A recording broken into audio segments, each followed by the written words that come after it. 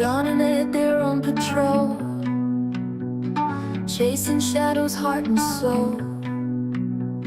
Cryptid hunter UFO, down this rabbit hole they go.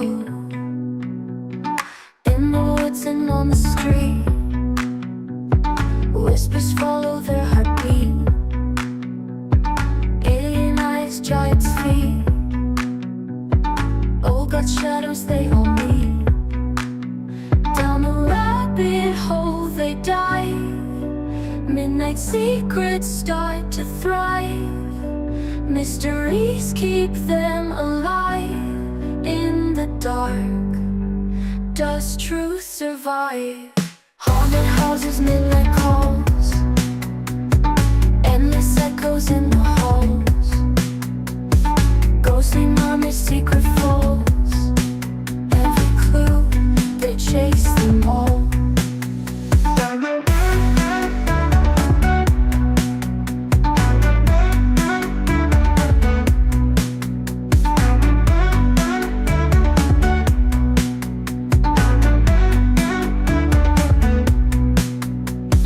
On the woods and on the street, whispers follow their heartbeat. Alien eyes, giant feet, all got shadows they all meet. Down the rabbit hole they dive, midnight secrets start to thrive. Mysteries keep them alive. In the dark, does truth survive? Haunting walls, they've got the key. Hidden fears, they set them free. Cryptid hunter, you and me. Down this rabbit hole, let's see.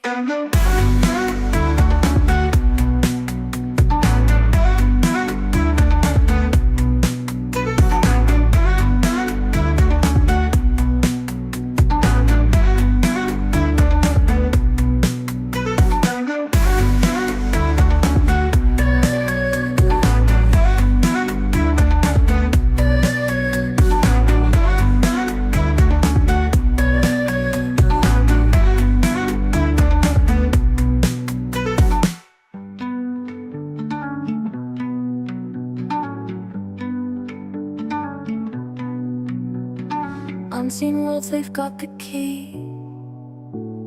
Hidden fears, they set them free. Cryptid hunter, you and me. Down this rabbit hole, let's see.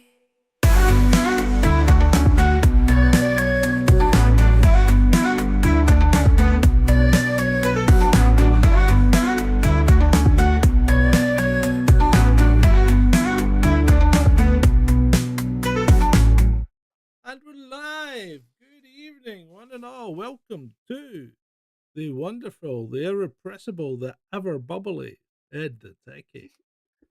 Good evening, John. I don't know about irrepressible and ever bubbly. I'm not. I'm feeling full of rage this evening, actually. Oh, already? Well, no, it's just I saw that thing about Lucy Connolly being remanded into custody, and at the same time, paedophiles being let out early Mhm. because of Yeah, yeah. overcrowded Don't prisons. say what he did. But yeah, Oh no, I'm not. yeah, I'm I not. know what you But mean. Yeah, yeah, I know the whole thing's completely topsy turvy, I mean, we could talk. I don't know. Are you coming on all in tomorrow night? Are you? yeah, I think I can. I don't Cool, think I've got cool, any plans for tomorrow. excellent. You have now. Cool. So yeah, so we can talk about that tomorrow night. Because yeah, I think there's a lot to go through. There's a lot to go through, and there's some Mm. suspicious stuff happened over the sea in the Med and on these shores. So Yes, yeah, there's a lot and to dig there's into. and there's more Middle Eastern stuff to talk about tomorrow as well. Indeed. Right, okay, let's crack on. So good evening, chat room. Johnny and John, you have had your apology, I hear. Yes, Now, I'm sorry, John. I didn't mean to hurt your feelings, there you go. and I didn't mean to disparage you or belittle you. So Lovely. I'm tearing up. shut up. me up. I think I need that thing that you've got for your eyes. Oh, what for Oh, blepharitis? Yeah, yeah, there's like tea tree wipes that you can get. They're good. yeah. I think I'll maybe If try that. anyone out there has crusty eyes, like they're full of sleep all the time, then you've probably got blepharitis, and you should probably see a pharmacist about that. There you go. That's not medical advice, but it's It's not probably good no, advice. it's not medical advice. And all I'm saying is it's one of those things you probably don't need to see a doctor about, but just Yeah. go to a pharmacist and say you think you've got blepharitis, I might do that. and they'll give you wipes. If I get a window tomorrow, I'll take a walk over to the pharmacy and ask them. Right. So let's crack on. So Johnny and John, good to see you, mate. Dread Eye, Julie, Ray, Ed the Techie. I know who that is. Me neither. I swear to God, sometimes I don't know either. And Ray Greenwood, who wants an apology for something, but isn't really going to get one. Sorry, Ray. Right. Okay. Well, Ray, I tell you what, we'll apologise for not apologising. How about that? Well, I just said sorry, Ray, so I suppose that would do, wouldn't it? But that's the last one of the evening. Yeah. There's only a limit. I only have a limited number of fucks to give, and we're all out now. We've run out. Hi, Frankie. Hi, Brett. Mate. Right, let's crack on. So we're going a bit. It's going a bit wild tonight because I've got a few rabbit holes to go down that are all going to tie together at the end, and Oh, that's good. I love that. it's quite an off the wall theory, but you never know. It might come to pass. Right. So let's crack on. So what I want to start with is out. Oh, hello, Shirini. Out of place artifacts. Okie dokie. Right. So out of place artifacts in the historical record, and we'll come across them. Well, we haven't, but we've seen them probably, and I think we've touched on them before, Ed, in one of our shows. Because we looked at, did we look at the Antikythera mechanism? The Antikythera. Yeah, So we've done that. briefly. So that was found in a Roman galley, was it? So then it seemed to be well ahead of its time when it came to the ability to predict astronomical positions and eclipses for the calendar and astrological purposes. So we've got. I mean, it seems when you look at it, it actually seems advanced even for our day and age, because it was a mechanical way of doing things that, I mean, we can do it. You easily do most of what it did on your iPhone now, but to actually create a mechanical, almost like a super complicated watch of some description. Turn myself up or turn you down, apparently.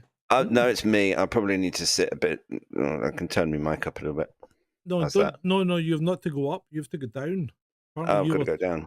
Why am I so quiet? That's a good point. Oh, hold on a minute. Hold on a minute. Before you go down, let me just check. Fucking swing for you, Windows. Oh, I know where it'll be because I haven't turned the fucking up.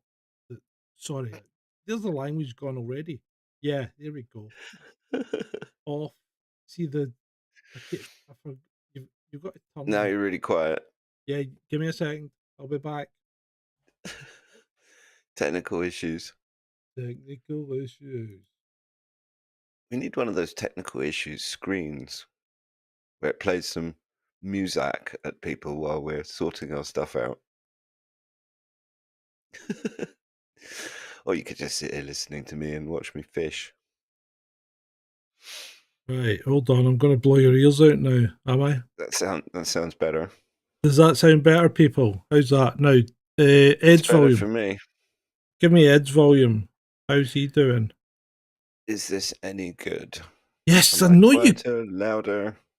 Britmate keeps saying I need a producer. I know that, Britmate. Oh, I'm too loud now. Jesus Christ. Right, I've turned myself down a bit. How am I doing? No shouting. I'm not shouting. Ed is fine. 1 2 1 2. I'm speaking to you as if I would normally on the show. In fact, I am speaking to you on the show as if I would normally. How does that sound? I think we've got there. Right. So yeah, Windows had turned my fucking volume down again. So there you go. Everything is so nannying. It's just like the cars. I mean, I don't have a new car, and I like it that way because Mhm. new cars just seem to want to drive for you, or if they're not driving for you, they're chastising you. Mhm. Everything's spying on you. Mhm. Soon we'll have AI mucking around in our bloody day-to-day lives. Well, do you remember when iPhone and Android started putting limits on the volume that you could put through your headphones? Yeah, I'll you decide get if a, I want to blow my ears out. I think I have blown an ear out, by the way, because my right ear, I seem to have lost half the volume overnight, of listening to things. It's just gone, yeah. either that is bunged up and, Well, that's the problem from the old Walkmans during the day, back in the day, that you didn't have any limits, and it's not particularly good for your ears. But it's more about, look, if I want to blow my ears out, or smoke, or drink, or do whatever, as long as I'm not harming anyone else, why the hell should I have some nanny state device telling me what the hell to do and not to do? exactly. And I think probably it's I've spent quite a few years with guns going off right beside my ear and high speed motorcycles. That doesn't help when it comes to hearing. No, no, definitely not. Probably the firearms most of all. Yeah, yeah, especially in an indoor range without earplugs. Well, Oh, that's just idiotic. yeah, but it was the 80s, man. We were young, we were brave. We didn't even. Yeah, It was there's a only. fine line. It was only latterly that we started wearing, like safety glasses. Because the problem with the safety glasses is, one, you wouldn't be wearing them out on a real shoot, right? Because you've got to be able to see where you're going, and as soon as you start moving, they steam up. They're just a waste of time, you know. Anyway, right, let's crack on with this. Let's crack on. The Main Penny. I hadn't heard about the Main Penny, had you? An 11th century Norwegian coin found in a Native American shell midden in Maine, Never heard of that. USA. So this suggests possible contact between Vikings and Native Americans long before Columbus. Well, I can go with that because I think the Vikings were in Greenland well before Columbus found the Caribbean or wherever it was. I think so too. I Yeah. mean, there's certainly plenty of evidence that they were, and if we've found evidence that suggests it happened earlier than we previously thought, then what we previously thought must have been wrong. Yeah. And I mean, the main thing is that the Vikings have already proved that they had ships capable of doing it. And if you have ships capable of doing it and you have a bit of an exploring nature, then it's inevitable. Yep. Okay, next one, the Baghdad Battery, discovered in Iraq. This artifact dates back to the Parthian or Sassanid periods around 150 BC to 650 AD, that'll do, 650 AD. It consists of a clay jar with a copper cylinder and an iron rod. Sounds like a good time on a Saturday night around these parts. And Yeah, good Scotland. some Jesus. believe it could have been used as a primitive battery. Yeah, I think the Baghdad Battery was definitely a battery, and God knows what they needed electricity for.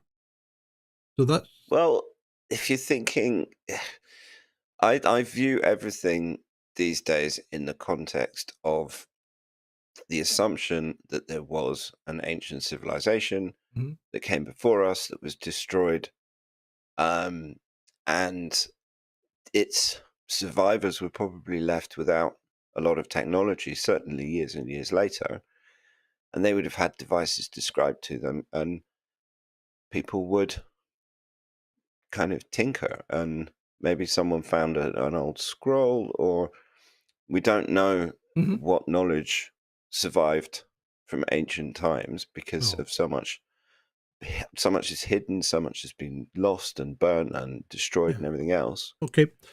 Right. Well, moving on then. Talking about old scrolls. Piri Reis map, the world map created. World map created by the Ottoman Admiral Piri Reis in 1513. It shows parts of the world with remarkable accuracy. Fair point, right? But then it includes a depiction of the South American coast and Antarctica. long before these regions were officially discovered. And also, it should be said, a large island in the Bahamas where, Oh, One- the Bimini Road. yeah, Yeah. absolutely, is that there was a large section of that used to be above the water. Yep. Mhm. And I mean, because we covered that in our Antarctic show. Yeah, yeah, we did. I mean, this is and this is this isn't the this is just the background information. This is telling you about out of place artifacts in the historical record, and later on we'll tell you possibly a reason why there are out of place artifacts in the historical record. Then we've got things like the Dendera light, you know, the lamp, the hieroglyph that looks more like a sketch of a light bulb. You know that one? vaguely, Yeah, you know the it's ringing a few bells, but I don't know anything about it. Yeah, the Hathor Temple at Dendera, Egypt. This artifact depicts what some believe to be an ancient light bulb. The carvings show figures holding objects that resemble modern electric lamps, not LED ones. You should know. Sparking theories about about ancient electrical knowledge. And then That was the cunning play on words there, John. oh yeah, cunning. And then there was a Klerksdorp Spears. I don't know if I've said that right. You're the Dutch South African. You'll be able to correct me. The Klerksdorp. Klerksdorp. Oh, Klerksdorp. Kerksdorp. Kerk is church in Dutch, and Dorp is village. Right. So these So small church village. these small spherical objects found in South Africa are estimated to be around 3 billion years old. Oh wow. Their precise shape and grooves have led to speculation about their origins. I wonder if anybody's ever tried to play them if they've got grooves. You know, maybe put a needle on them and see. With some maybe not. suggesting they were made by an advanced ancient civilization, Wakanda. Okay. Then there's the London Hammer, discovered in London, Texas, USA. This hammer was found encased in a rock. And when I say encased in a rock, it's in the sediment, right? So it's part of the sediment, but it is a hammer with a metal head and a wooden shaft. And it was the rock itself, the layer was estimated to be laid down over 100 million years ago. This hammer's modern appearance and the age of the rock have puzzled researchers. Indeed. And then the Nazca lines have got to be considered out of history as an out of history historical artifact, because even though they may have been created fairly modernly, 500 AD or whatever, modernly? Where did that word? That's not a word, modernly. But anyway, 500 AD. You really need to be up in the air to do them, or to see them. Made them, yeah. There is no way that I can imagine that those Nazca lines could be created without being in the air. I don't see. I mean, doesn't make any sense. No sense whatsoever, mate. No sense whatsoever. So, anyway, right. And then let's introduce the next part of this rich tapestry that we are weaving for you as we speak. So the next part is the arrival of AMH, the anatomically modern human. So we had thought that the anatomically modern human, or should we say humans, us, appeared around about 200,000 years ago, and they did just appear, because there's no fossil record connecting us to anything else. There's no sign of any evolutionary path between primates and us. I mean, we share many genes, but we share many genes with earthworms. So we have Anunnaki. Yeah, we have double the brain capacity of any primate. We have the ability to talk and to sing, which chimpanzees and gorillas and bonobos or whatever cannot do. And also we have that tricky number 2 chromosome that has telomeres in the middle, which indicates that it's been fused together, right? Now that's fine. And you might say, well, that's an evolutionary trait, surely, but apparently genes can't do that. If they break and fuse together, they'll break and fuse together, but they will never join together with telomeres in the middle because the telomeres are there at either end. So it's an unnatural phenomenon. So it looks like somebody's had a hand in fixing that gene, which tends to indicate something like, as you said, Anunnaki. Well, I'm a big believer in the Sherlock Holmes maxim that when you've removed the impossible, whatever remains, however improbable, must be the truth. Mm-hmm. Yeah, but we have more to go before we get to that point.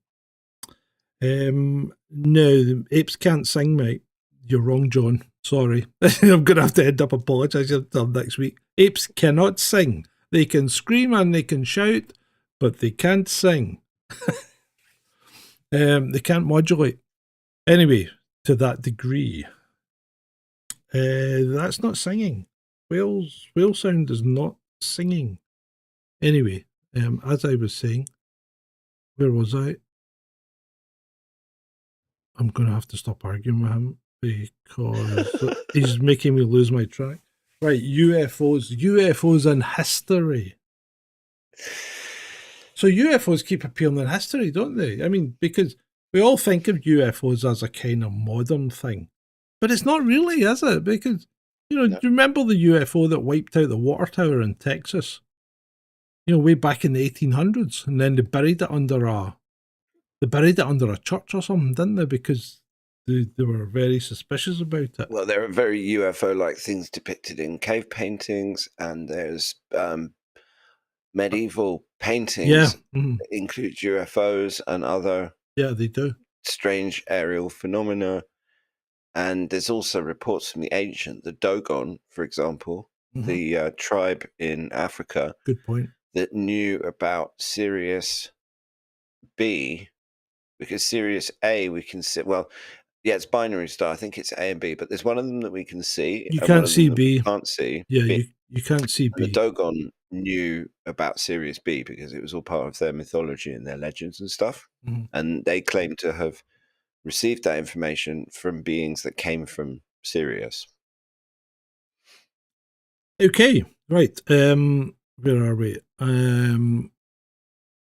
So now we've done UFOs, haven't we? And did we come to the more?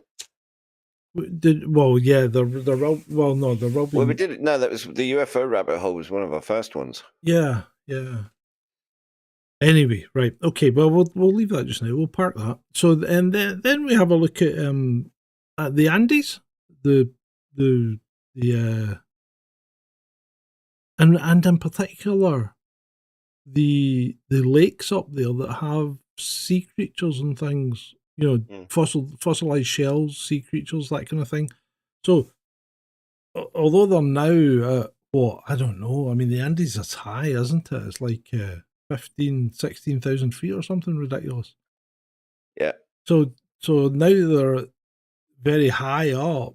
At one point, they were at sea level, which tends to indicate something like crust displacement theory. Yeah. Or large waves washed over them. Yeah. During some sort of Earth crust displacement event. Yeah. I think it's more likely that they've been. I don't know. I mean, that would be some. But mountains get raised. I mean, the Himalayas didn't start at the top of the world. No, you have. It's like you say. You have crustal mechanics that basically push two pieces of crust together, and they either go down or up because they can't go through each other. Yeah, and when they go up, that's what ends up creating mountains over millions of years. Oh, excuse me, indeed. Right. So next, talking about crust displacement, and that may account for the movement in Antarctica, because we've got to accept, I think, having found dinosaur fossils and other fossils in Antarctica that would indicate ferns, for instance, and stuff like that, which would indicate that it was in a much more temperate climate. So it's very unlikely to have been at the pole. Well, they found tropical coral. Exactly. So there's some discussion though that Antarctica was more or less, or one half of it was more or less. I think we forget how big Antarctica is. It's really, really big. Well, it's big, covered with ice. I actually saw, it was something that I saw on Twitter either today or yesterday, which was a map of Antarctica without the ice. Well, that would be the Piri Reis map. Well, no, it's not an actual map. Right. It's like an image taken from, I guess, modern satellites because they can see through the ice. But what we see is one big landmass isn't actually one big landmass. It's a couple of large islands and archipelagos and stuff. It looks really weird. I'd have to dig it up and send it to you. Well, yeah, okay. You got to remember there's 5 miles of ice on it as well. So, but apart from that, Antarctica as a continent is very big, and there's evidence to suggest that it was more or less where Argentina is, which would have obviously the climate would have been much more favourable in some parts of it, but because it's stretched out quite a bit, some of it was still in the zone, i.e. the polar zone, so it was still getting ice on it. And that ties in with what we have today, because Antarctica's not... I know you think of Antarctica as like really miserable and horrible and, full of snow. It's well, I've just thought of it as cold. Yeah, it's cold, but it's effectively a desert. It doesn't get much rainfall at all. So for it to have built up so much ice, it's had to have been built. I mean, like 2 inches of rainfall or snowfall a year isn't a lot. So for it to have built up that depth of ice, it's been there for a long time. And it tends to indicate that where the ice is the thickest on Antarctica is the part that would have still been in the pole if the rest of it, which has got a lot less ice, right, was round about where Argentina was. So there might be an argument there for crust displacement. There might well be, which is quite interesting.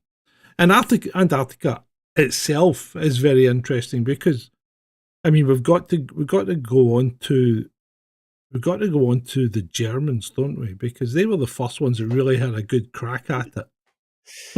Just don't mention the war. Don't mention the war. But yeah, well, they went to it, and Hitler had a thing about finding something there, and he might have twigged something, because they spent. Why would they spend so much time and resources when they're fighting a world war to do everything that they did in Antarctica? It's just a bit bizarre, isn't it? Yeah, I think absolutely. No, I think it is too. I mean, it's one of those things that if you're busy fighting Russians and fighting Americans and fighting pretty much everybody, and also trying to maintain your grip on the countries like France and the Netherlands and places where you've invaded and you're occupying it, you would think spending loads of money to get to Antarctica would just doesn't seem like a good use of resources. But Hitler was also really interested in like strange artifacts as well, things connected to... Yeah, he wanted this. Well, he wanted the Ark of the Covenant and the Sphere of Destiny, didn't he? Yeah. But and then of course after the war there was Admiral Byrd, and he'd made more than one expedition to the South Pole, and his second one when they took like 4,000 troops. Yeah, that was Operation High Jump. Yeah, I mean, we've covered this, and no matter how you look at it, it's not a scientific expedition with all those ships, aircraft, submarines, and 4,000 troops. Yeah, And also reports of problems mhm. towards Yeah, the end. They left very quickly, yeah, and there were certain things. yeah. Well, they that did ended that in up being left. Afghanistan too, didn't they? Yeah. Sorry to our Although American I'm not chums. sure. I'm not sure that. Yeah, but I'm not sure that they left $82 billion worth of kit in Antarctica. Well, I think they left quite a bit of kit in Antarctica, actually, including some aircraft and a ship, I think, because as you said, it didn't go well, and they had a few issues, and they pulled out quite quickly. Now, I mean, what did they have issues with? Penguins, seals? that's a good question. Well, and I mean, we covered it in the Antarctica episode. Yeah. And who did Bird talk to when he disappeared and landed? You know, in his flight that took longer than he had fuel for. Well, and supposedly one of the flights he started off in one location, ended up in another location, having claimed that he went through some sort of hollow earth. It all gets very, very strange. Yeah. So and the theory might help with this. And then right, so moving on after that, everybody then set up bases in Antarctica and signed a treaty that nobody was going to exploit it for its minerals and things like that. And what gets me is the amount of people that are involved in this, and even people that at that time were in the Cold War, like Russia and the USA. They both signed the treaty. And even to this day, when you if you try and go to Antarctica, you have to go on an organized tour, and everybody on the tour is basically vetted. All their details are taken, and then those details are sent to every other country that's a signatory to the Antarctic Treaty before you can go. Did you know that? That's weird. I didn't know that. That's it doesn't surprise me. It's very weird. Yeah. But there's also, there's one of the things that I would very much like to know is why so many important world people, like the Pope, for example, Exactly, and the patriarch of the Russian church, and Klaus frickin' Schwab, yeah, El scumbag himself, why they all went to Antarctica in November of 2019. And what's his name? Buzz Aldrin. There was a lot of people that went. I think it was between November and December of 2019 for some reason, and also the date. Yeah, I find very suspicious that we ended up having the world locked down for a year, 2 years after that. And one of the things that I was asking myself during lockdowns was, what the hell are they doing while everyone's locked down? Because if you were going to do, I don't know, moving something that you didn't want people to see, keeping people away from locations where you wanted to do stuff, or I don't know, and it's all just speculation on my part, but I was wondering when it was going on, what the hell was going on whilst everyone was in their homes. Yeah, but people weren't really, were they? I mean, they were still in some places. I mean, here we got off lucky because we didn't have the current dear leader, but parts of Europe, I mean, there's parts of the world that were properly locked down. Oh yeah, that's right. Spain, children weren't allowed out at all. I mean, that's just crazy. Same in Holland. I mean, my parents had to print out permission slips and stuff. We had to do that. We had to do that in France as well. But you just printed one and left it blank, and you would fill it in if you got pulled. Yeah, it was all kind of lip service, and we had a 10-kilometer zone. You weren't allowed under any circumstances to exceed the 10-kilometer zone, apart from the fact that our nearest shop was 16 kilometers away. And this is the thing, you got, I mean, France is fucking huge, you know, there's just nothing there. So we, every day we went to the shop. We were out every day all over the place and never get pulled once. I mean, we did okay. freaking eight other European countries never get stopped, apart from only got stopped on the way into Sweden. No, sorry, only get stopped on the way into Denmark from Germany. Yeah, because the Scandinavians didn't want bad people coming in. Basically, that was it. But they didn't give us any hassle. They just said, "That's fine, thank you, bye." You know, have a nice trip. Have a lovely trip. That's what the UK border guard said when we left England on Tier 4. Have a lovely trip. I think the whole thing was just this. It was mind control. It was bizarre when you think back on it. The whole thing's freak. I mean, yeah. I remember at the time banging on about, you know, this just doesn't make sense because it went against everything. It went against the Who's playbook. It went completely against it. We were doing things that they said we should never do. We should point out that it's going against the old WHO's playbook, not the new one, because they rewrote that. Oh yeah, absolutely. Well, they rewrote it quite quickly, yeah. I mean, redefined everything, and and the dictionary definitions changed for things like start with V and stick in your arm, you know, that kind of stuff.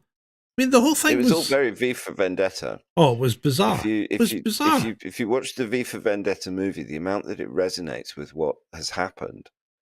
And just even some of the things that they say in the films, like the way that words change their meaning. Yeah.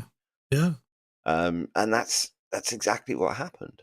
It was completely bizarre. I found it very strange indeed. And yeah, it was weird, really, really weird. But anyway, moving on from that.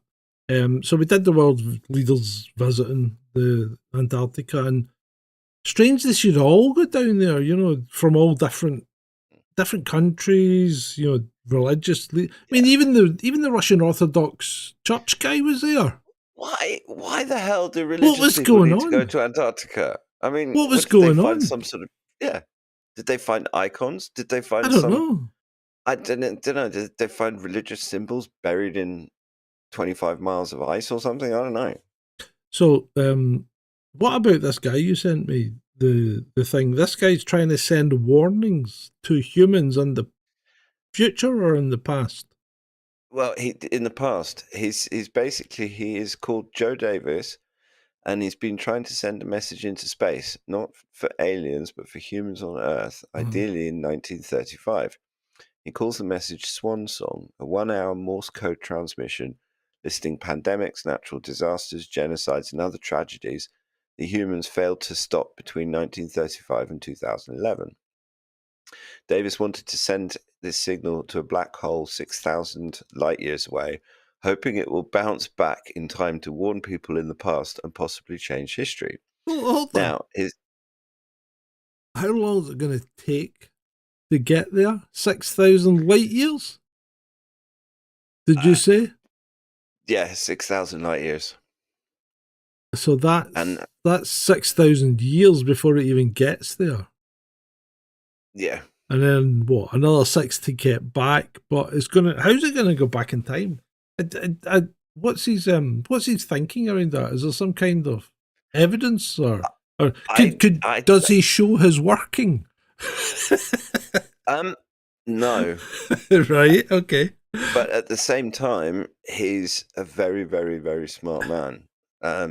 He's described as a bio-artist. Oh yeah, right, okay, yeah. Researcher.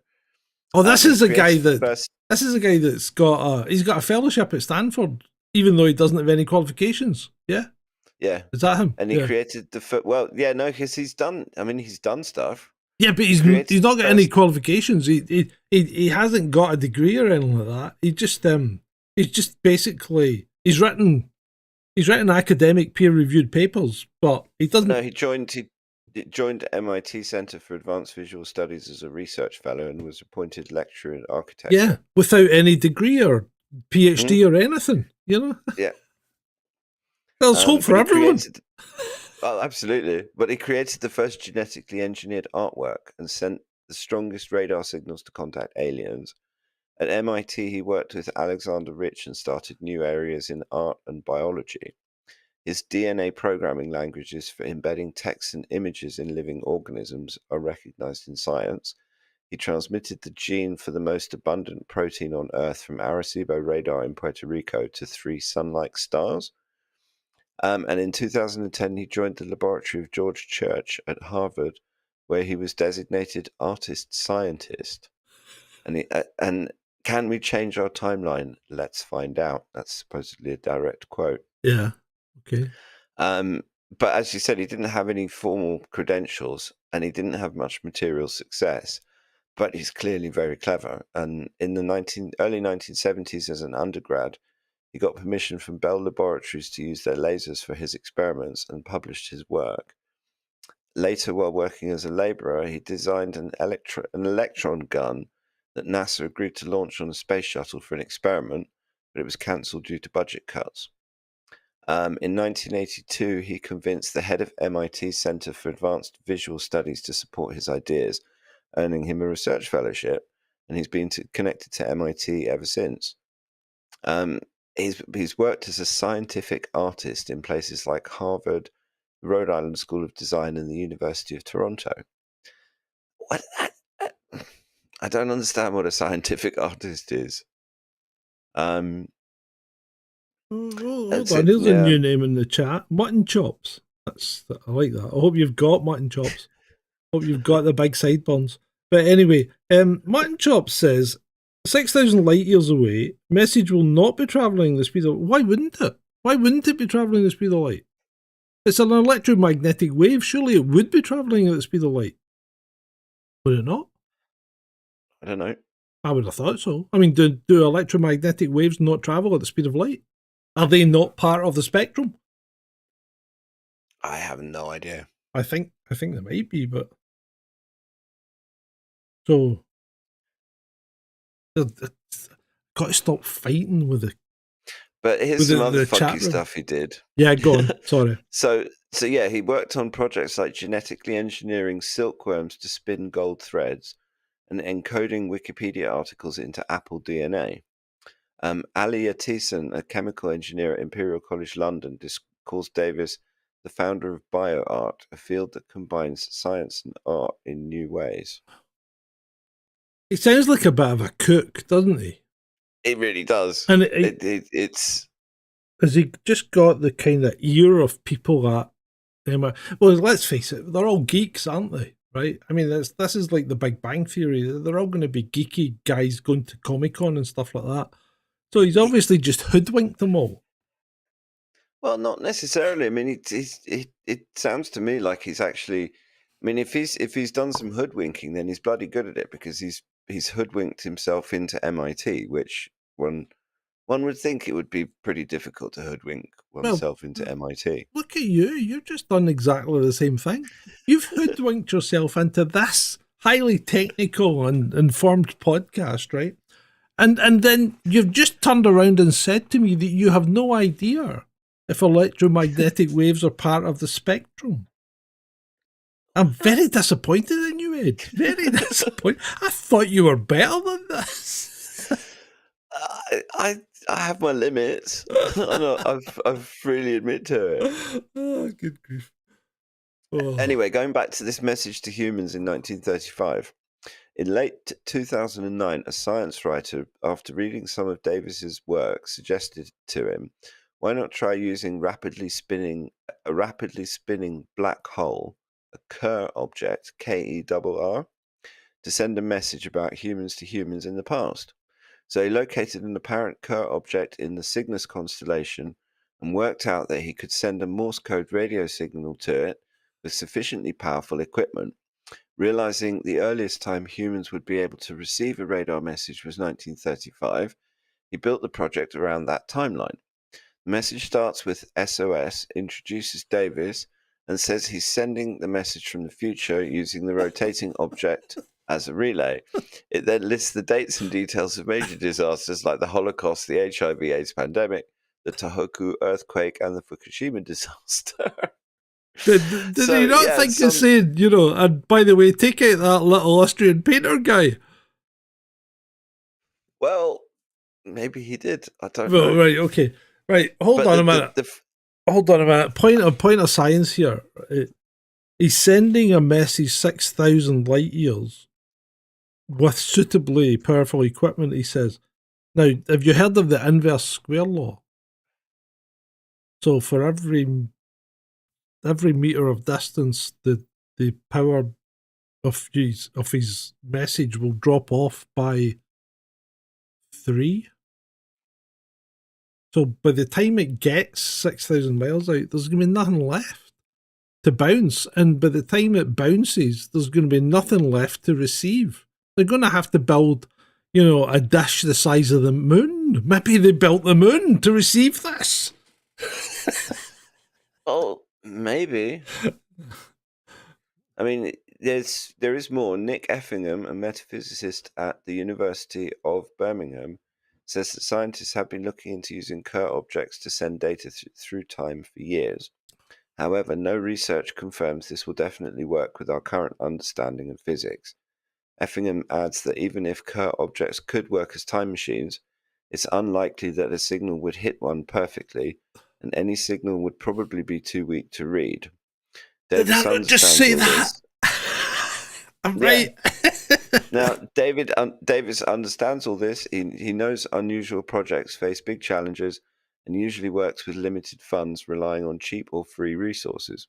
He argues that these research institutions don't want to risk their reputational funding by exploring topics that might be seen as strange or unscientific, which is why Arecibo turned down his swan song idea in 2010. He struggled to find other places or collaborators for the project, even though no one has said it's completely pointless. So he hasn't actually sent it. I thought he'd sent it. Right, so he hasn't sent it. And he's not going to send it from Arecibo, that's for sure, because that's gone. Yeah. That fell apart. So this sounds a bit like, you remember when Superman turned back time by making the Earth spin the wrong way? By Yeah. flying round it really quickly. I'm still at a loss to understand how that actually works. But yeah, it sounds a bit like that. Sounds a bit out there. It does a bit. I mean, and also there's all sorts of look, I've seen enough time travel sci-fi to know that it's not a good idea to start trying to screw around with time. Yeah, because you'll spawn Yeah. off multiple different timelines, or you will end up killing your granny and never existing. Well, that's called the grandfather paradox. Yes, I know. So what I if you know. go, yeah, Yeah. then, but also if you think, I mean, like you said, there's so many. There's the signal itself, how long it takes to get there, Mhm. and I mean, does it have to hit the black hole at a specific angle for it to bounce back, or I mean, there's all sorts of unknowns there. See, you're I- you're you're talking to the wrong guy, because I firmly believe that black holes are a figment of modern physics imagination. It's I purely. wasn't assuming that black holes exist. I'm Oh just yeah, saying that I'm just saying that. based on his Yeah. theories, because I think there's more that we don't understand about the universe than that we do understand. And I think there's a lot of like the Big Bang Theory just sounds like religion disguised as science. Dark matter is another one of those Well, things the- that just The Big Bang Theory was spawned by a Jesuit priest. well, Yeah. there you go. Well, did you not know that one? No. I didn't know Oh, actually. so it was a Jesuit priest that came up with the idea of the Big Bang Theory. So Doesn't surprise me. there you go. It kind of fits in well, doesn't it? Well, that ties back to our Pope episodes about. Mhm. I mean, I don't think we've done an episode specifically about Jesuits, but that might be a good one for a future rabbit hole. Maybe. Now, I'm going to tie in slightly to the black nobility here, because you know how we did that only a couple of weeks ago. But you opened my eyes to the black nobility, and I hadn't really heard of them before. See, there's even things I don't know about. Imagine that. But yeah, so the black nobility are this elusive group of people that rule the world, apparently, but no one knows who they are because they're pulling the strings. So your Schwabs and Soroses and all these other people are just jiggled about by them, aren't they? Well, even Rothschilds. Yeah, they're just What I've heard. they're just a serf. So right, and here now we're getting to the meat of the bones here, and this is quite wild. This was this guy, who was it? Giuliani? Oh God, I can't remember his first name. I can remember things from like 30 years ago and not remember what I had for breakfast. Oh, I do remember what I had for breakfast. I didn't have breakfast. So That's easy. well, yeah, I haven't eaten since Sunday. I'm on an extended fast. I'm pushing through for autophagy. This is why I'm full of energy, because the only thing the only thing I'm drinking is water. So there you go. This is what happens to you people. I've the longest fast I've been able to do is about 36 hours. Oh, yeah, if you do it right though, you get into it. I mean, I've done a 10-day one before, and that was good. That was impressive. I was actually quite impressed with myself. I think I'm going to break this one tomorrow. We'll see how it goes though. But I've been fine. I've had the day 3 purge, which is never pleasant, but that's gone. But yeah, and I'm feeling pretty good. I was out for a walk today. I went around a graveyard and shot a video in it, so I'll probably put that out tomorrow. But anyway, here we go. So the theory is that Antarctica is the home of them, right? They, the people that we're always talking about, that nobody knows who they are. Antarctica is where they are, and these people aren't people from the past. They are future humans who have had some kind of disaster or war or something in the future that has caused them to abandon the future and come back in time. And what they've done is they've isolated themselves by picking the most isolated continent, which would be Antarctica, the one that we find the hardest to get to. And they've installed themselves there. Now, I don't know when they're supposed to have installed themselves there, but if you think about it, all these out of band, historical artifacts may have been things that they had dropped or misplaced, or like the hammer. We'll go back 3 billion years and just drop. Oh, I've dropped the hammer. Oh, never mind. Nobody will find it. It'll be fine. So yeah, but why would you take a look? Okay, let's just. I'm just going to humor you for a minute. Why the hell would a super advanced human from the future travel back in time with a hammer? And what the hell would they be doing with it out of doors? Because he landed awkwardly and bent his landing struts, so he was knocking it back into shape.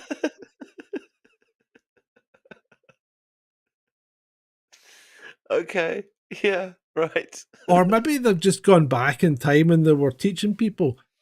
See, maybe this is the thing. Maybe they were teaching people and advancing the human race so that, and this sounds a bit like a paradox, so that the human race would expand its knowledge quicker, so as they could then meet with them and start to bring us on. And maybe that's what's happening in Antarctica.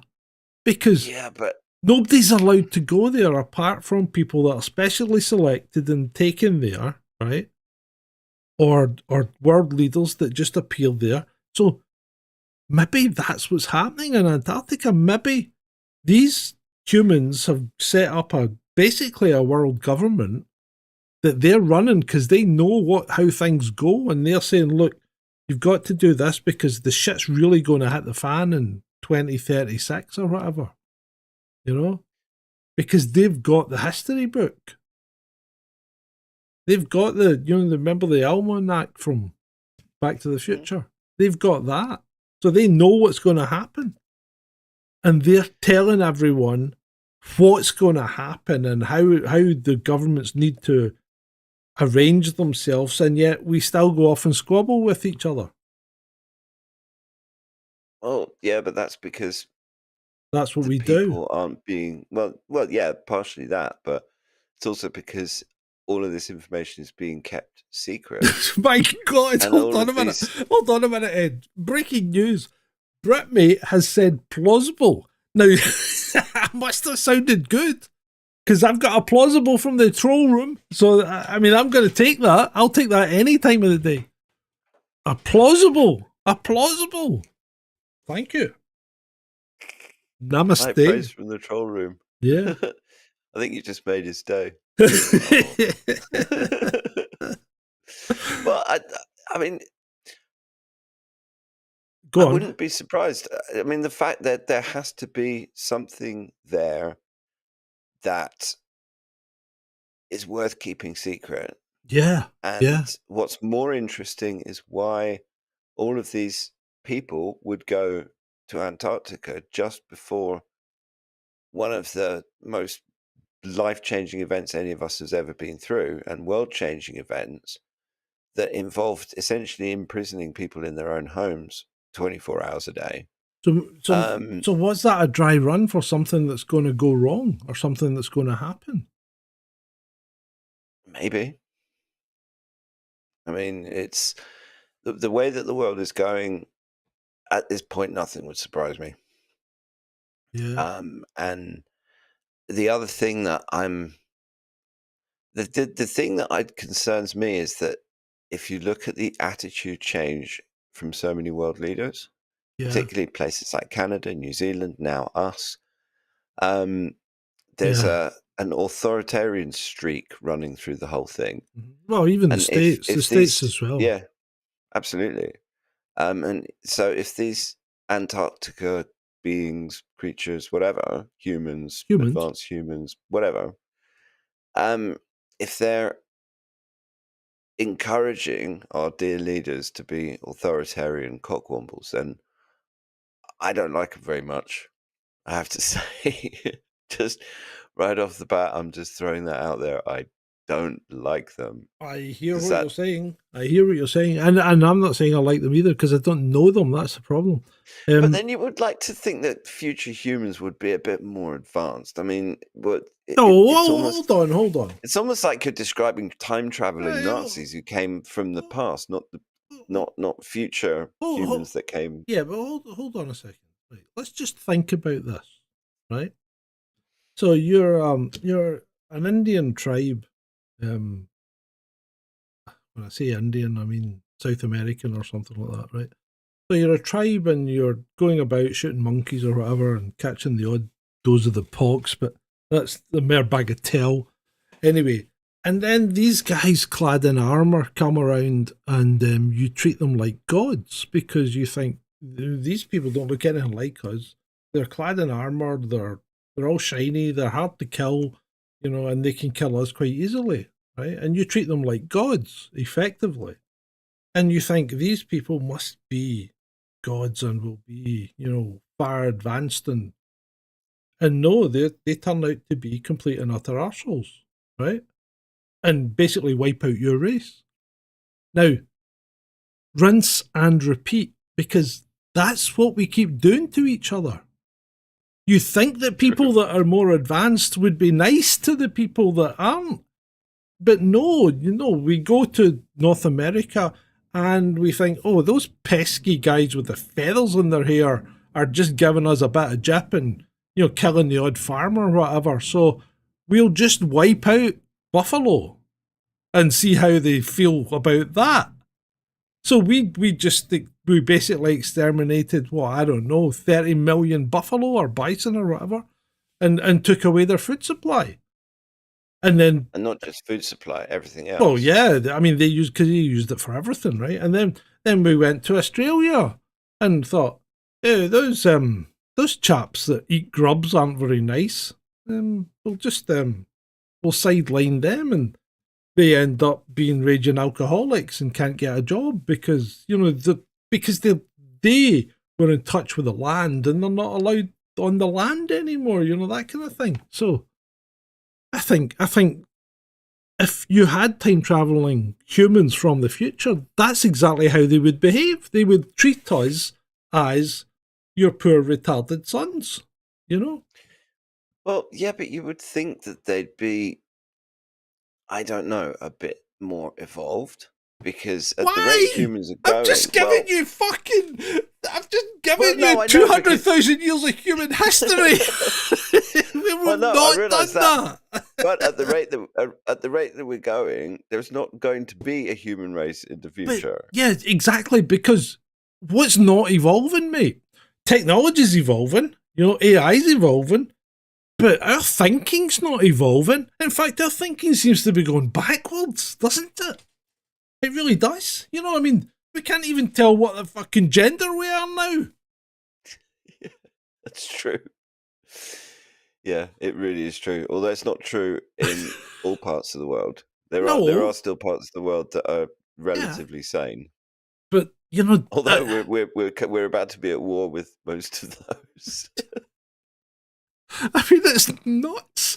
But that's exactly, in my view, that's exactly how time traveling humans would work.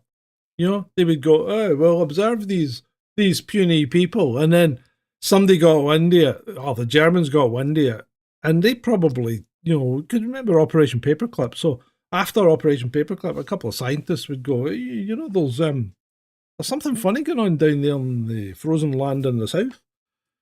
And the Americans being the Americans going, well, we'll go and take a look and we'll get our asses kicked and sent home like we always end up happening, like Vietnam, Korea,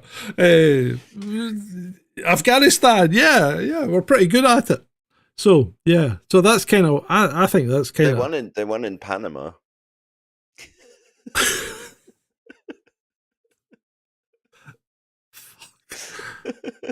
I'm actually not sure if they won in Iraq or not.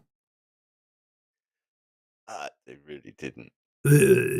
I know. I mean, they're still there. They basically destroyed the country. I mean, they didn't win in Somalia because no, that's just a shit. I mean, everywhere they go is a shit show. Yeah, it really is. They're currently getting their asses kicked by the Houthis. Yeah. So are we. Well, we're now delving into all-in territory, though. Yeah, we are. But so but I mean that's where we are. So we had the Americans go down there and think, oh well, we'll take these guys on, and we'll steal the tech, and that's where all the tech is. And maybe these guys are just drip feeding certain countries. Well, I think if they're drip, and this is a long shot, right? It's a long shot here, but if these guys did exist, they've not given the tech exclusively to one country. They've drip fed it to them all, haven't they? Well, that would, if you were, I mean, I think it would be stupid for an advanced race to do that in the first place because of look what we've done with it. But if you were gonna be half sensible about it, you would at least spread it around and make sure that it's balanced. So you're not giving one group of people much more power than others, and because if you give one person a sword and one person a shield, then you're fairly balanced. Yeah. So I think there's maybe something to be said in it. I think it's a bit of a long shot in reality, but it does explain things like tech that we can't, the tech that we have that appears to be out of band. Like when we did our UFO episode, we pretty much came to the conclusion it was military, didn't we? Yeah. So maybe that explains why we are so far advanced in military tech.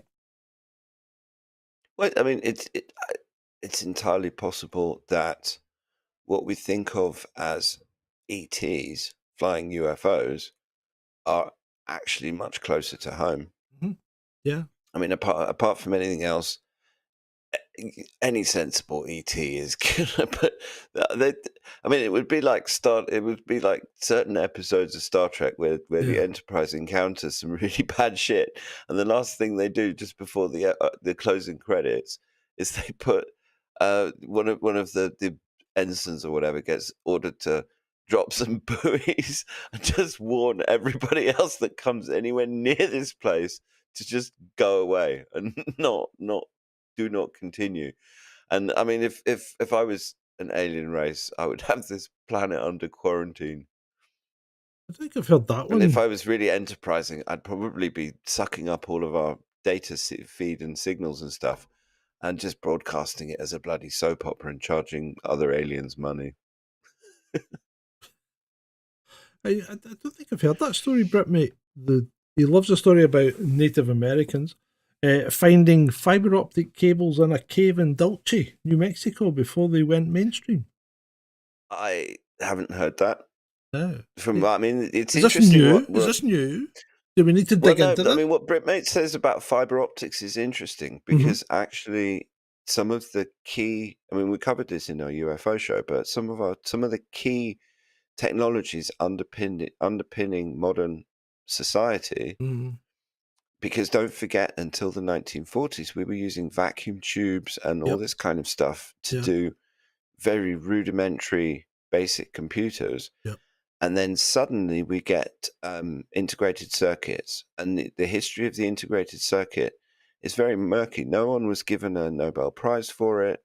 There's a German physicist that, I'm not sure he's a physicist, but scientist that kind of came, and integrated circuits just essentially appeared. And the same with optic fiber. And there's a lot of ufologists that would say that these things came out of the original Roswell crash or subsequent crashes. And that, I mean, that does tie in with certain stories that have come out of retired US Air Force people. Yeah, but What's his name? if that theory, if our theory that we've just come out with there is correct, then it's not our theory. It's just a mishmash of everybody else's theories that have been blended together into one kind of unified theory of bullshit. If that theory tends to be true, one would then say the Roswell crash was just a military accident.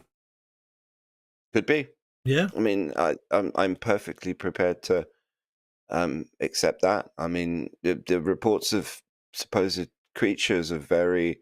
I mean, the main reports from Roswell about the debris, and less about any supposed creatures that were They were found. meant to be shot though, weren't they? But also, if you're talking about a 1940s American farmer in New Mexico, and perhaps the pilots of these craft had some sort of special suits on or helmets or something that would make them to someone like this New Mexican farmer that found the wreckage and stuff. Perhaps they were humans in suits that made them. I don't know. I mean, we're just speculating here. Yeah.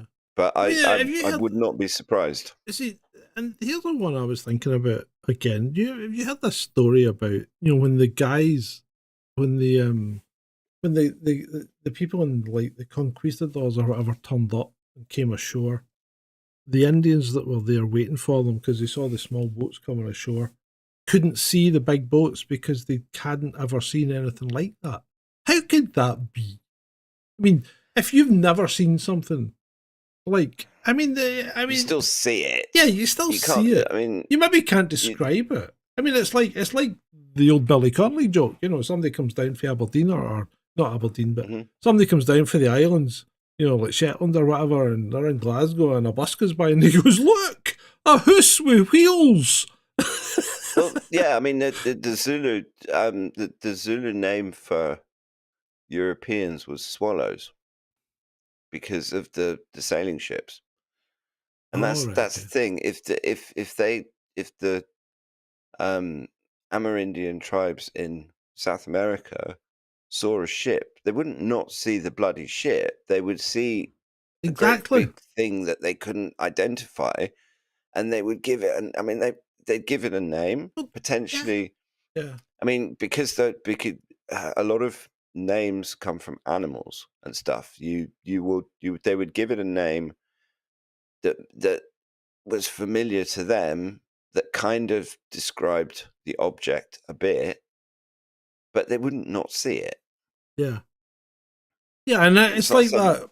Remember that Amazon tribe that hadn't seen humans, and somebody flew a drone over it and they shot it down with an arrow, you know? So they obviously saw the drone.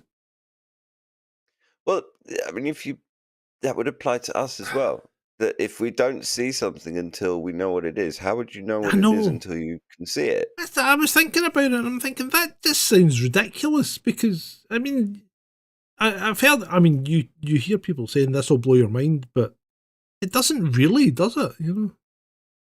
Well, I mean, they'd see if they were looking out to sea and the day it was a clear enough day, they might see the sails coming up over the horizon, or if it was at night and it was a full moon, maybe the moonlight reflected off the sails, whatever might have been Yeah. a weird apparition for them, but they would see the whole ship. I mean, they would see something that they'd never seen Yeah. before, and they'd struggle to describe it, and they would struggle to explain it. But they would see it. Oh, excuse me. Sorry.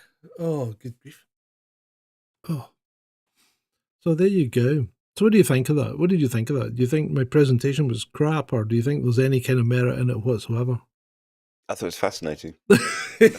Yeah, no, I think you tied a bunch of different threads together, and it was well presented. Why, thank you, sir. Yeah, no, I mean, it's given me a lot to think about, which is the main point about these Yeah. shows, is Yeah. to give people things to think about.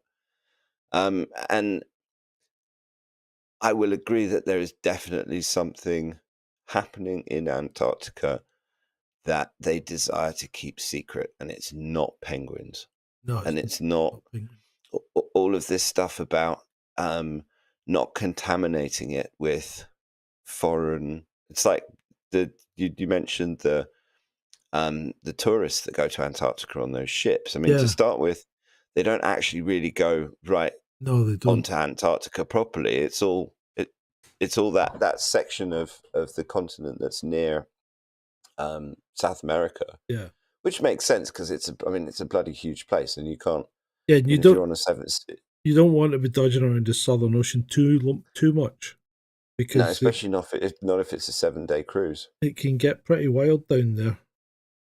Although the ships, I mean, there's a show on Discovery that I'd really like called Mighty Ships, and one of them is Le Boreal, which is one of those Arctic cruise ships. Uh-huh. And one of the runs it does is in the Antarctic summer. They do 7-day trips. Yeah. And I mean, it looks like an amazing experience. But when they go ashore, this is the point I was trying to make earlier that I got to in a very long-winded way as usual. But before they go ashore, they have to make sure that they hoover all of their clothes and stuff that they're wearing, to make sure there's no dust or any kind of, I guess, bacteria and stuff like that from outside that makes it to Antarctica. Which, Why? I mean, it That seems a bit. sounds like that's like. Have you ever been to Australia? No. That's fucking weird as well. See, when you land in Australia, they come on, but you don't get up. You're not allowed to get up, right? So the plane lands, stops, and they come on board and spray some kind of insecticide throughout the entire plane while you're sitting in your seat. The whole thing's fucking terrifying. It's like, what's going on? I mean, that's that. When we used to fly to Africa to see my dad, and I think they still do it coming back from African flights. They do. They always walk through the cabin with insecticide, but that's basically to stop stuff going from Africa to Europe. And I guess the same is true from Europe to Australia.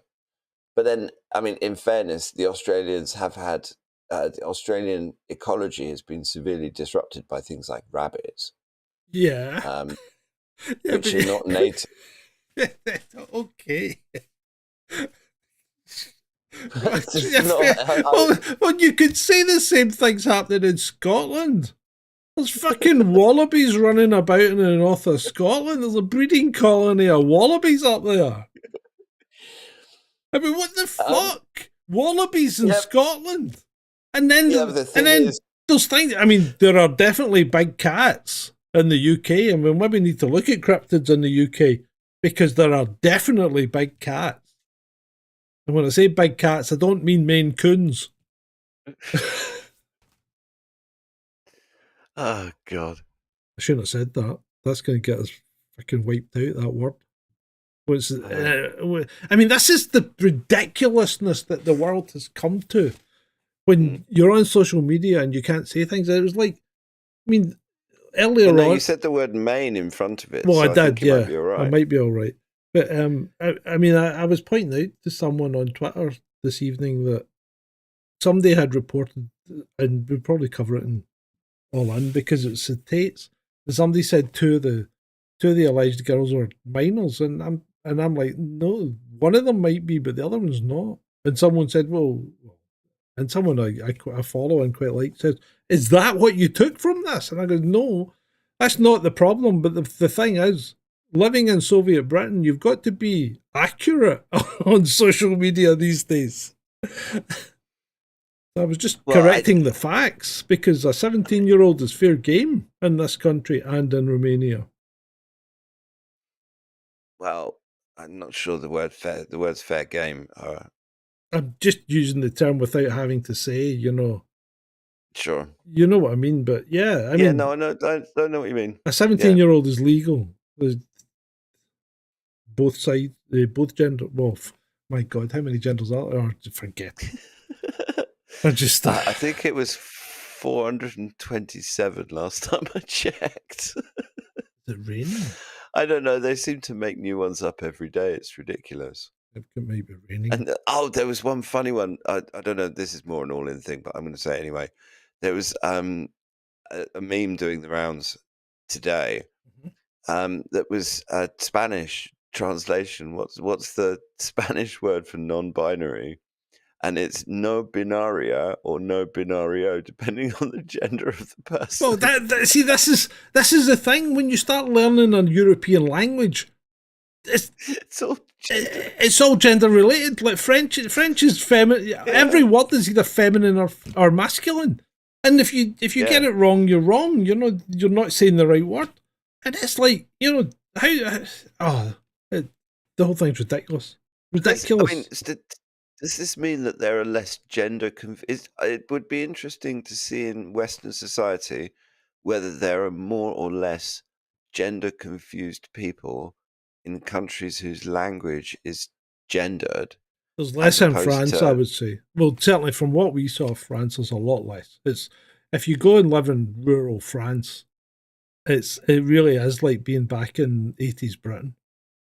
It's that good. It really. I mean, it strikes me as, how does someone become gender confused in the first place when all of your language is gendered and everything is either male or female? This thing that you're on, and speaking English, I think that's the problem.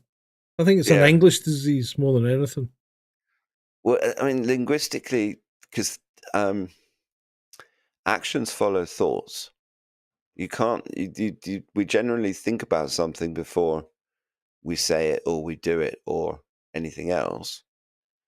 Well, you say that, right? You say that, but it's been proven, right? It's been proven that free will doesn't exist, and you're already made your mind up 6 seconds before you formed a thought. Yeah, but the thought, exists in language. I mean, language is how we interpret and explain the world around us. And so if your language is, if one of the things that you have to learn when you learn a language is which objects are male and which objects are female, then that's a massive framing of the language itself, which frames your entire conception of the universe. So how the hell does someone become gender confused in when their first language is a gendered language. That's what I don't said. understand that. That's what I said. I think it's an English disease. I think it's an English-speaking agree. disease. Because, you know, I mean, what is it? Le chat. So a cat's masculine and a dog's feminine, which is, you would think would be the other way around, but la voiture, you know, the car is feminine. hmm Yeah, I mean, and so on. But yeah, if you're getting it But drummed also, I mean, into you even in every English, day. because but I mean, ships are referred to as feminine. Yeah, but we don't have that pronoun in front of the noun. You know, we don't say that this is, you know, a male ship. We just say, But it's the same in Dutch. yeah. So is that 'Cause- gender specific as well? No. No, right. Because that's No, based the in Dutch- German's not gender. It's not gendered as a language, is it? I think Dutch is based in German, isn't it? Or there's a connection there. Yeah. Yeah, I mean, there are similarities. Yeah. And Yeah, that's but, I mean, and they're that's both where English Germanic comes. languages. English is a Germanic language as well, whereas French isn't. No, they're Latin based Yeah. because it's Latin that's gendered. I think I did Latin at school. it's Latin. Is Nectaridis in the chat? I haven't seen him today. No, he might not be. He's been busy. But yeah, I guess we're diverging now a little bit, but Yeah. I Well, thought it yeah, was a good well, presentation. Thank And you. Thank you. to be honest, Antarctica is a subject we can always come back to. Oh yeah. It's a Because gift. I still want to know why all those rich assholes and supposedly important assholes went Well, I in think they were getting their November of instructions. 2019. They were getting instructions. Or being shown something that scared them all into They were submission. getting a presentation from the future humans as to what they were going to do in 2020 as a dry run for the coming disaster of 2030 something. I don't know. Possible. Maybe they were shown conclusive evidence of the 12,000-year catastrophe cycle. Yeah. Yeah. It's possible. Oh. Cool. So I guess we're done. Yeah, I think so. Unless you've something else you want to chat about. No, all the stuff that I want to talk about, we can do tomorrow. Okay, we'll do that tomorrow. Yeah, I think we'll have we've probably got an extended chat tomorrow, people. So come back because there's a lot to cover. Oh, there's so much going on in the world. It's been And bring a snacks week. and drinks. Yeah, bring snacks and drinks because Or possibly a blanket. yeah. We might even have to make it an unmonetized show tomorrow because there's just so much to cover. We'll see. Yeah, I might do that. It would give us a bit more freedom. I think mean, I might. we don't. Yeah, we don't want to go daft, but I might make it. I think I'll make it an unmonetized show tomorrow. So we'll be turning off adverts. So any adverts you see won't be coming from us. So that means you people out there, you know what you need to do. You need to like, share, subscribe, and show us some love. Ko-fi.com/Chasing Descent. So you can leave it till tomorrow now, but come along tomorrow because we've got a lot to cover. I mean, what we got the yacht, we got the autonomy, we got Cambridge, got Ukraine and the Kursk interventions. Yeah, there's just so much. There's so much going on. Middle East.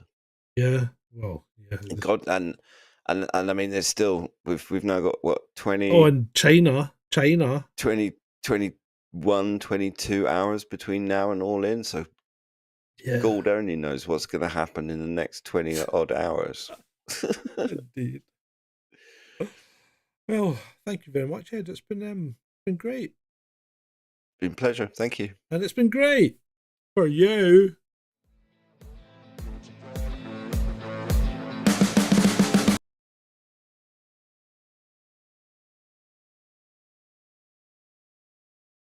Never make mine, so you better go take it. Always they need a new replacement. Decentralized, can't contain it. We're changing lives, yeah, upgrading. Call it suicide of the older generation. Too late to try to go contain it. A generation fueled by creation. We live lives on a small screen nation.